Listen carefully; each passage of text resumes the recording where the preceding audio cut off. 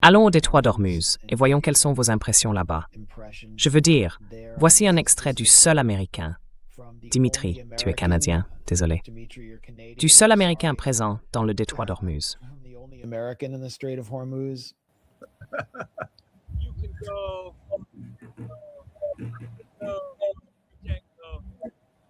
Stay up, buddy. Stay up. What's that? The money didn't go through. Executors Dieselstoffer. Les journalistes Dimitri Lascaris, Tim Henderson et moi avons eu l'occasion unique de naviguer dans le détroit d'Ormuz, au large de Bandar Abbas, en Iran, pour être témoins de ce qui ne peut être décrit que comme une inversion historique de l'ordre économique mondial. Alors que pétrolier après pétrolier est contraint de payer des droits de passage en yuan chinois pour obtenir l'autorisation de franchir le détroit ou de poursuivre sa route vers sa perte.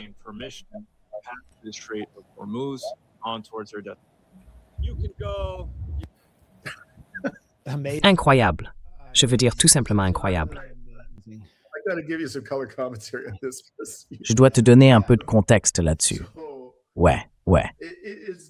Donc, il est difficile de surestimer à quel point Ahmad a été courageux dans cet extrait. D'accord? Il est genre totalement détendu et dans son élément. Il profite clairement du moment.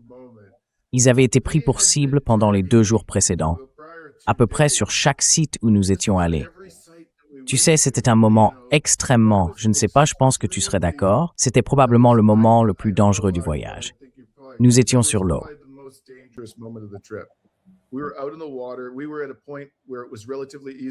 Nous étions à un moment où il était relativement facile pour les Américains, ou pour l'armée américaine, ou encore pour l'armée israélienne, de nous frapper, car ils n'avaient pas besoin d'entrer à l'intérieur des terres et étaient moins menacés par les systèmes de défense aérienne. Ils nous ont dit, vous savez, il y a des drones dans le ciel. Alors nous sommes sortis, et après qu'ils ont frappé l'école de Minab, 10 minutes après que nous l'avions quitté la veille, après avoir effectué une frappe de drone sur une installation d'antenne démolie que nous observions en route vers l'école de Minab, ils ont effectué une autre frappe de drone pendant que nous étions là. Ils ont frappé à l'extérieur de notre chambre d'hôtel à Bushehr, quelques heures après notre départ. Que veux-tu dire devant ta chambre d'hôtel? De l'autre côté de la rue, pas notre chambre d'hôtel, de l'autre côté de la rue par rapport à notre hôtel. Je me suis mal exprimé. Je veux juste dire, à quelle distance? Nous ne savons pas. Je pense que c'était à environ 30 ou 60 mètres, quelque chose comme ça. C'était clairement assez proche pour que les gens se demandent, essayait-il de nous envoyer un message? Nous n'étions pas là à ce moment-là. Nous étions partis. Nous avions quitté Bushehr. Nous avons reçu ce rapport, je crois, de membres du Croissant Rouge dans la ville. Ils ont aussi frappé. Eh bien, nous avions fait un reportage dans une station météorologique à Bushehr, une installation météorologique civile. Ils ont complètement rasé l'endroit. Il n'y avait rien à frapper, absolument rien de valeur. Pourquoi gaspiller un missile? Et ils ont frappé ça aussi après notre visite. Donc au moment où nous sommes arrivés au détroit d'Ormuz, tout le monde dans notre entourage était à peu près convaincu que les Israéliens et ou les Américains essayaient de nous envoyer un message.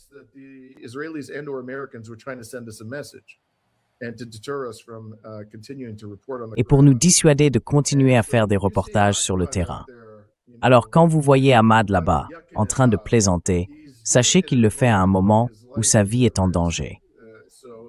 Je dois simplement dire avant de partir, Max, que ce fut l'un des plus grands privilèges de ma vie, voyager avec ces personnes. Et pas seulement Ahmad et Tim Henderson. Nous avons aussi eu, pendant un temps, Adam Metan de Turquie, mais surtout, nos généreux hôtes iraniens. Ces gens ont tout fait pour nous protéger. Il était évident qu'ils étaient prêts à risquer leur propre vie pour s'assurer que nous voyions ce qui était fait à leur pays. Je ne ressens rien d'autre que de l'amour et du respect pour eux tous, et je me sens honoré d'avoir participé à ce voyage.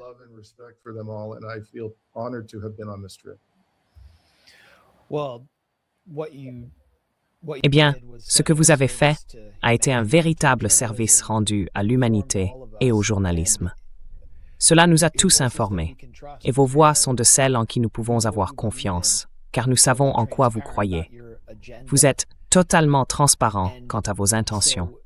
Ce que nous avons vu à travers vos yeux semblait authentique, et cela a eu un impact, car tant d'autres journalistes, disposant de bien plus de ressources, lorsqu'ils se rendent dans des zones de conflit, ils ont des gardes du corps, des fixeurs, des gilets de presse, des accréditations, mais ils n'ont pas pris les risques que vous avez pris. Alors merci pour votre service, Dimitri.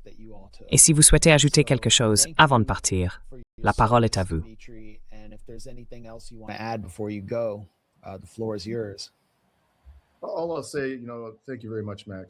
Tout ce que je dirais, c'est merci beaucoup, Max. Vous êtes très aimable. La seule chose que j'ajouterais, c'est que lorsque cette guerre sera terminée, allez en Iran si vous le pouvez. Si vous en avez les moyens et l'occasion, allez en Iran. Découvrez le pays par vous-même. Rencontrez les gens là-bas. Ils méritent notre admiration et notre respect. Que vous aimiez le gouvernement ou non, c'est une guerre contre le peuple iranien. Cela n'a absolument rien à voir avec la démocratie ou les droits de l'homme. Nous pouvons vous l'assurer.